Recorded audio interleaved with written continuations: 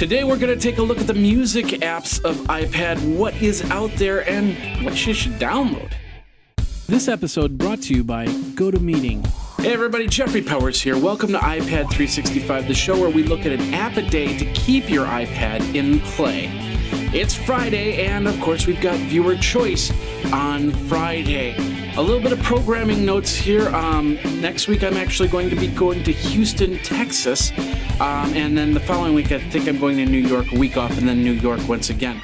So things are going to get a little bit hectic here. Just want to let you know there may be some episodes missed simply because running out of time doing a lot of different video. But you can check out all the cool live streaming I'm going to be doing down in Houston, Texas. Of course, you can Twitter me at iPad365, and of course the email address is iPad365show@gmail.com. We still have the survey up as well. Go over to Geekazine.com/survey. All right, a couple quick questions before we get into the content here. Well, actually, one of them is the reason why we're doing the content. The first question comes from our friend Sandra, and she asks, hey, I'm noticing that there's a lot of retina display upgrades to some of these applications. Should I be worried about this for my iPad 2? Well, Sandra, just so you know, yes and no. There's a little bit of each in here. Every time that a company upgrades for the newer version of any model, whether it being a computer, an iPad, a phone, or anything like that, the older version could definitely suffer with some sort of problems. If they didn't test on the older version, for example, then they might run into some problems. But when a lot of companies, they test the Retina display on the third generation iPad, they also test the iPad 2 and the first generation iPad to see what they're going to do. Now, a lot of people are saying, the first generation iPad is getting to the point where it's pretty much going to be out of the mix here. And there's a lot of applications that probably don't run very well, if run at all, on the first generation iPad. iPad 2 will definitely have its day, but I'm guessing that's when the fourth or the fifth generation iPad comes out. Remember, this iPad right here, this is still the iPad 2 I have, is as comparable as this computer that I have to the right of me, which is a PC-based machine. It's the same speed, it's the same process. It might have better graphics on this thing than this thing, but for the most part, these are the exact same machines. I expect the iPad 2 to be viable for at least a couple more generations. However, you might load up a program and it might run a lot slower. I remember when I had my iPhone 3GS and then the 4 came out and some applications came out for it and they upgraded certain applications and I thought, oh, this is going to be great. And it's like, wow, this thing is a lot slower than it was before. All right, let's get into the main crux of this topic today, and that is the music apps of iPad. Of course, you have iTunes, and you can call up iTunes fairly easily. You put in your songs, and then you can choose your songs. You can do a shuffle, and that's pretty cool. You can also do podcasts, videocasts. So iTunes, of course, is the given, and it works pretty well for what it is, but sometimes you want a little bit more. So we're going to take a look at a few applications here. All right, the first one we're going to talk about is iHeartRadio, a radio station app. It's brought to you by the folks at Clear Channel. Most of the radio stations around the United States, there are a couple in each area that are most likely a Clear Channel station. So iHeartRadio is this application that lets you listen to a lot of different radio stations. Of course, for your iPad, you need to have some sort of wireless service attached to it for you to actually use iHeartRadio. You can log in via Facebook or create your own account. Once you create your own account, you can create your own radio station. Or you can listen to many of the live stations like I'm going to do right here. You can search via zip code. You can search via city. You can search however you want to figure out the stuff that you want. Like, for instance, let's say I want to hear sports radio. I choose sports radio. It looks in my area. If I said, hey, I want you to look into my area, and then it finds all the radio stations that I'd want to have. Now, this app is an iPhone app converted to an iPad app. Like I say, normally I don't talk about apps like this, but in this case, they're not really going for graphics here.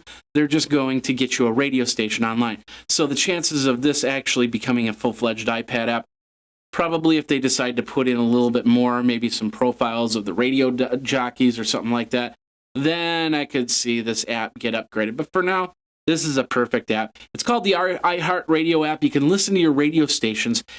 Let's say you're not even in the town that you live in.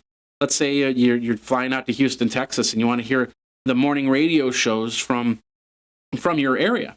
That's what iHeartRadio does. Of course, they have to deal with all the regulations. Like, for instance, if they can't put football games onto iHeartRadio, you'd be listening to music. But they have it properly licensed, so you should be able to listen to music. Can't do it on a plane.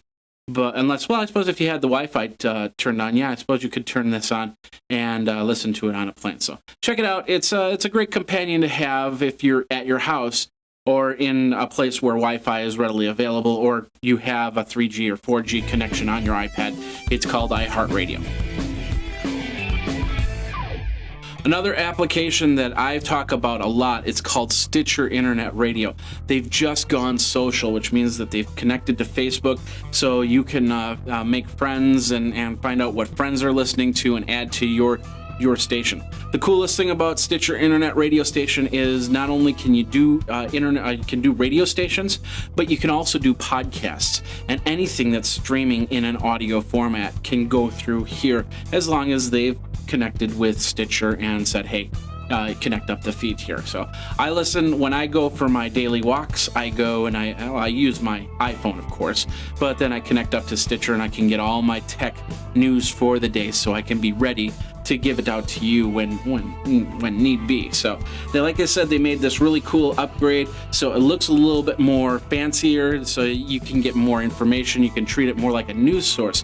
And then when you want to do your shows, all you have to do is sign in and then set your list of favorites. The cool thing about it, it goes from podcast to podcast to podcast. So when it's done listening to one show, it goes to the next show. When it's done listening to that show, it goes to the next show. And of course, all of Geekazine's shows are on Stitcher, including iPad 365. So if you can't watch it, you can listen to it on Stitcher Internet Radio. I put the link back into Geekazine, so you know that it's there. But it's a pretty cool way for you to listen while you're on the go. If you cannot watch the video, you can listen to the audio. And of course, that's got its values too. Check it out. It's over at Stitcher.com. If you go to Stitcher.com/geek, you can download the application and register for $100 to win $100. Of course, we can get our radio stations on our iPads, but we can also meet on our iPads by using a cool little program called GoToMeeting. It's by Citrix. Our friends over at Citrix have put together this great program for you to meet with people online. So you don't have to be in the office. And if you have an emergency, you have to get out of the office, you can use your iPad. You can't start a meeting on iPad. You have to start it on Mac or PC. But you can join a meeting on iPad. So you could start a meeting in the conference room, head out to the client site, connect up on your iPad, use the HD faces to see what they're seeing. They can even share the desktop if there's a PowerPoint presentation so you can see it better, so you can participate in the meeting. You don't lose anything. You still get your business done, and you still satisfy your client. It's a great program. Been using it for years. I have it in my business toolbox. You should put it in your business toolbox. Simply go over to GoToMeeting.com, click the Try It Free Now button, and enter in the code PODCAST. Podcast gets you 30 days of this great software over at Citrix. Next up, we have Spotify. Of course, Spotify about a year ago came into the United States. It was over in England. A lot of people love it. It's a free service, and then there's a pay service to this.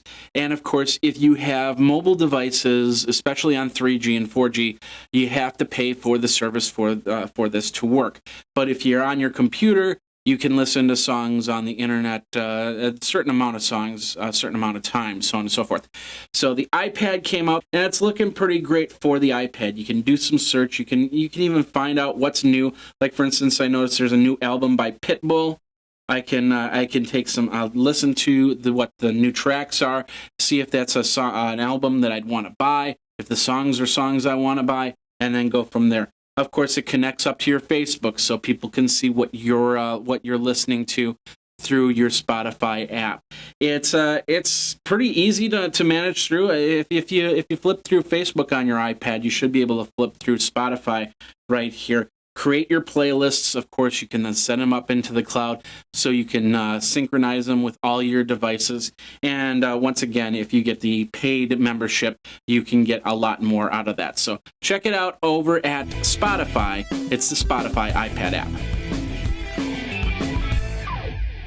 All right, the last app I'm going to talk about, because they made a major upgrade too, is called Shazam. Now, Shazam has been on iPhones for years, and of course, iPad.